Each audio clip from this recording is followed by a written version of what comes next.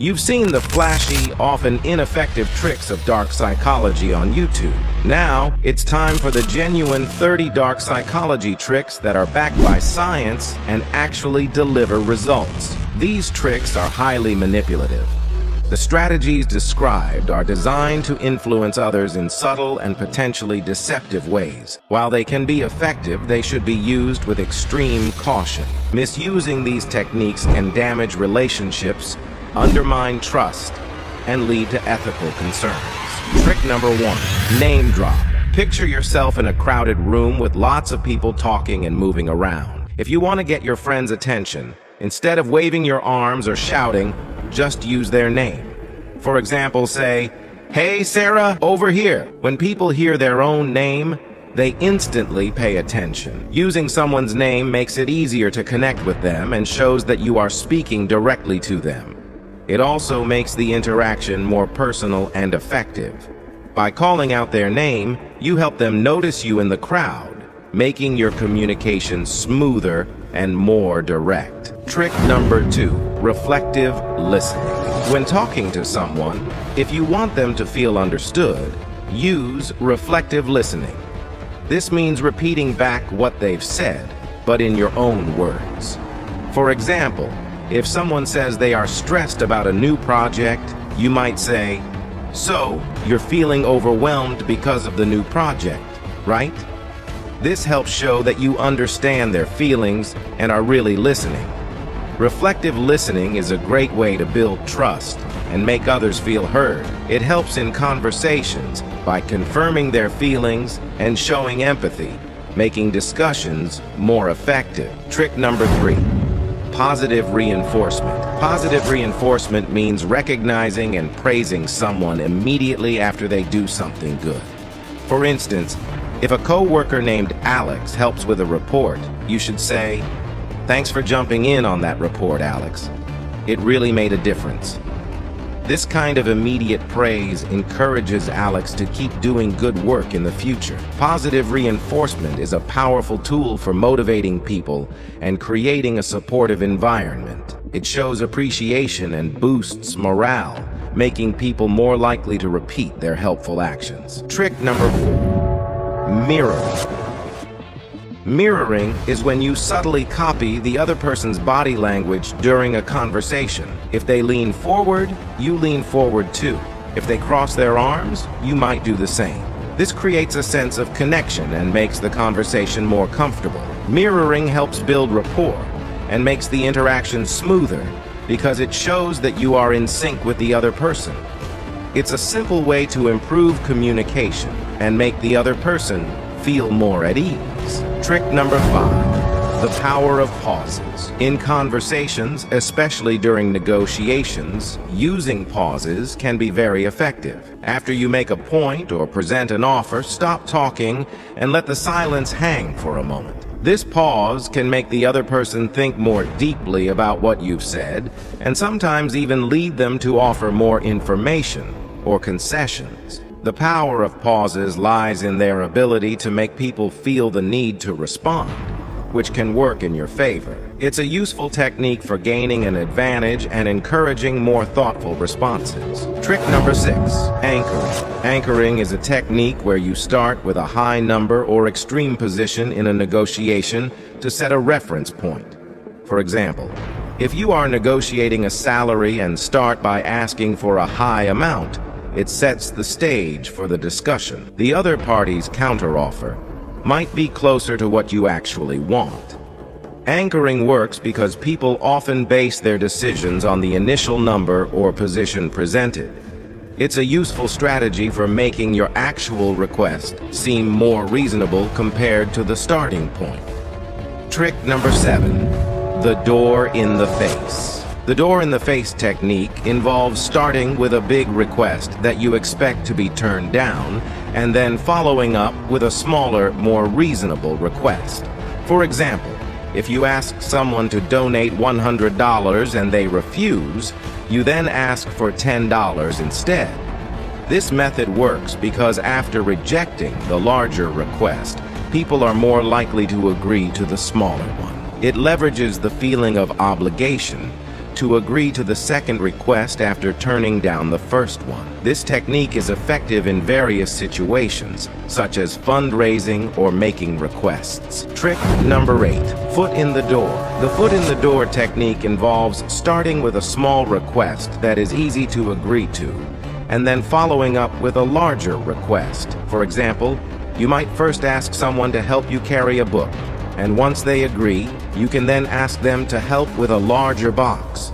This approach works because once people agree to a small request, they are more likely to agree to a larger one later. It relies on the principle of commitment, where agreeing to a small request makes them feel more inclined to say yes to bigger requests. Trick number 9. Social proof. Social proof is a concept where people look at what others are doing to decide what to do themselves. When trying to persuade someone, mention that others support your idea.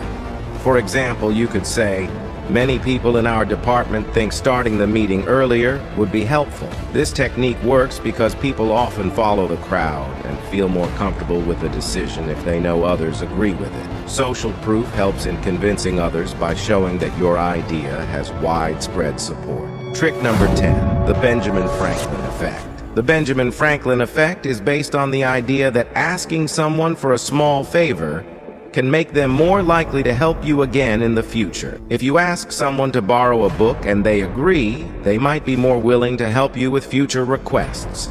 This effect works because doing a favor makes people feel good about themselves and more willing to do more for you. It's a way to build positive relationships and encourage ongoing help by leveraging the goodwill created from small acts of kindness. Trick number 11. The scarcity principle. The scarcity principle involves highlighting the limited availability of something to increase its perceived value. For example, if you're selling tickets to an event, you might say, "These tickets are selling out fast. You should grab yours while they last." This statement creates a sense of urgency and makes people feel they need to act quickly to avoid missing out. By emphasizing that something is in limited supply, you make it seem more valuable and desirable. This trick is effective in marketing and sales because it taps into the fear of missing out, encouraging people to make decisions faster and often with less deliberation. Trick number 12, emotional labeling. Emotional labeling is a technique used to identify and acknowledge the emotions of others, especially during a heated discussion. For instance, if someone appears upset, you might say, "You seem really frustrated right now." By naming their emotion, you show that you are paying attention and that you understand how they feel. This can help calm the situation because it demonstrates empathy and can diffuse tension. Emotional labeling helps in making people feel validated and heard, which often leads to more constructive conversations and resolutions. Trick number 13. The reciprocity norm. The reciprocity norm is based on the idea that when you give something small, like a compliment or a small gift, people feel a sense of obligation to return the favor. For example, if you give someone a piece of candy or a sincere compliment, they might be more inclined to help you out in return or do something nice for you. This social norm relies on the principle that people want to reciprocate kindness and maintain balance in their interactions. Using this trick can help build goodwill and strengthen relationships by encouraging mutual support and cooperation. Trick number 14, the Zeigarnik effect. The Zeigarnik effect is the tendency for people to remember unfinished tasks better than completed ones. To use this effect, you can leave something open-ended to keep others interested. For example, you might say, "I have a great idea for the project, but I'll tell you more about it tomorrow." This approach creates curiosity and keeps the other person thinking about what's to come. By not providing all the details at once, you maintain their attention and increase their anticipation for the follow-up information. Trick number 15, pacing and leading. Pacing and leading is a technique where you start by matching the other person's behavior or pace in a conversation, and then gradually guide them to your desired topic or tone. For example, if someone is speaking slowly and thoughtfully, you start by mirroring their pace and then slowly shift to a faster or different rhythm as you guide the conversation. This technique makes transitions feel more natural and helps in building rapport. By initially aligning with their behavior, you create a sense of connection and make it easier to lead the conversation in the direction you want. Trick number 17, the power of because. The power of because involves providing a reason when making a request to increase the likelihood of getting a positive response. For example, instead of just asking, "Can I go ahead of you in line?" you might say, "Can I go ahead of you in line because I'm really late for an appointment?" People are more likely to comply when they hear a reason, even if it's a simple one. The word because helps justify the request and makes it seem more reasonable, increasing the chances of getting what you want. Trick number 18, the Pygmalion effect. The Pygmalion effect refers to the idea that setting high expectations for others can lead them to perform better. If you believe in someone's potential and express this belief, they are more likely to meet or exceed those expectations. For instance, telling a team member, "I know you can handle this project excellently," can boost their confidence and drive them to achieve better results. By setting high standards and showing faith in their abilities, you encourage people to rise to the challenge and perform at their best. Trick number 19, reframing failure. Reframing failure involves changing the way you view and present mistakes or setbacks. Instead of focusing on the negative aspects, you frame them as opportunities for growth. For example, if someone makes a mistake, you might say, "This setback is actually a great chance to improve our approach and get even better results." By reframing failure in a positive light, you help people learn from their mistakes and stay motivated. This approach encourages a growth mindset and fosters resilience by viewing challenges as learning experiences rather than just failures. Trick number 20, the halo effect. The halo effect is the tendency for a positive impression of someone in one area to influence how you view them overall. For instance, if you highlight a person's positive trait early on, such as saying, "You have a great eye for detail," it can make others view them more favorably in other aspects as well. This positive first impression can shape how people perceive their overall abilities and character. By focusing on and praising a positive quality, you create a favorable impression that can enhance how others see and respond to the person. Trick number 21, time constraints. Using time constraints can be a powerful way to prompt quicker decisions. For example, if you need someone to make a decision fast, you might say, "I need to know by the end of the day." By setting a deadline, you create a sense of urgency that encourages the other person to act more quickly. Time constraints can help speed up responses and keep things moving when decisions are needed promptly. This tactic works by making the time available seem limited, which can push people to prioritize and take action sooner rather than later. Trick number 22. Perspective taking involves asking someone to consider a situation from another viewpoint. For example, you might say, "Imagine how our clients feel when they encounter this issue. How can we improve their experience?" Encouraging others to see things from a different perspective helps them understand the broader impact and can lead to more thoughtful solutions. This approach can be especially useful in problem solving and improving customer service, as it fosters empathy and a deeper understanding of the issue at hand. Trick number 23, the contrast principle. The contrast principle involves placing two different items or ideas next to each other to highlight their differences.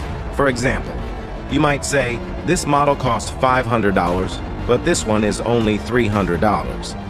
By presenting a more expensive option first, the second option appears more attractive in comparison. This technique works because people often make judgments based on relative comparisons rather than absolute values. By using contrast, you can make the more favorable option seem like a better deal. Trick number 24. The IKEA effect. The IKEA effect is the tendency for people to value things more highly if they have put effort into creating them. For example, If you want people to be more invested in a project, you might involve them in the process by saying, "Could you help me brainstorm ideas for this campaign?" By involving others in the creation or planning stages, they become more committed and attached to the outcome.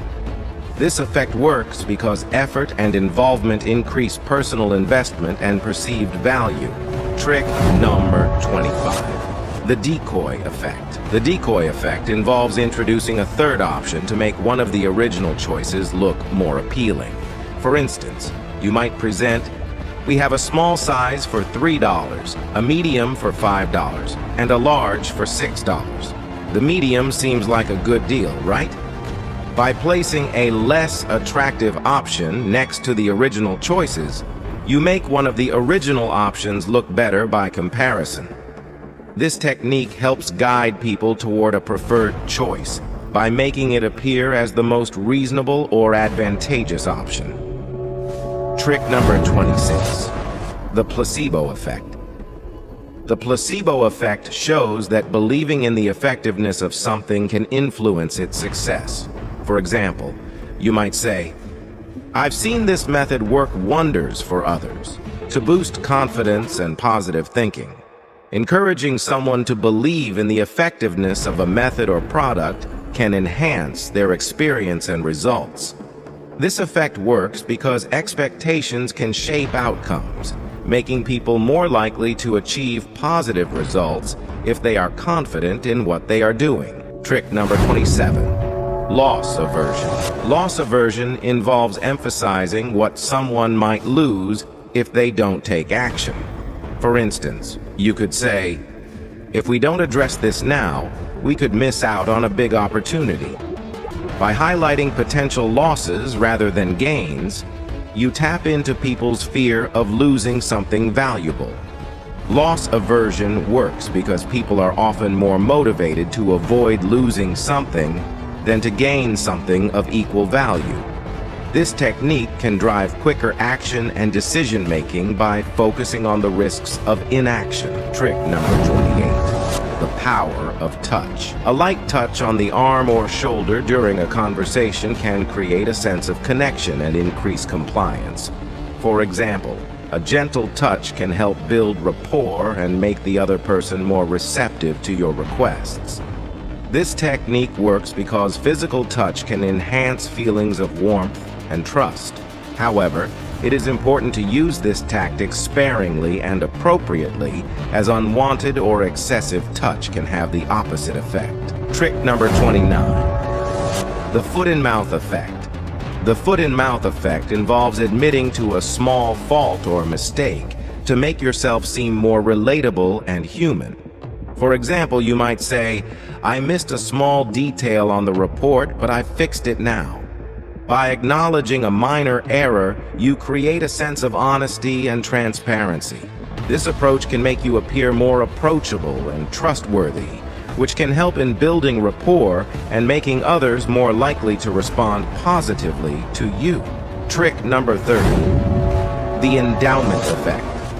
The endowment effect is the tendency for people to value things more highly, simply because they own them.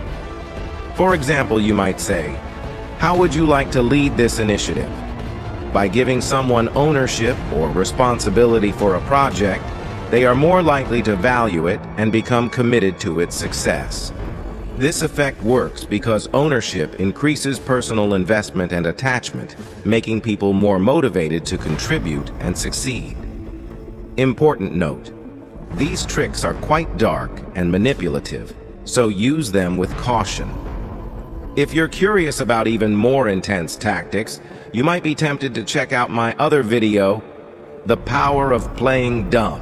However, it's pretty extreme and might be removed soon. Thanks for watching.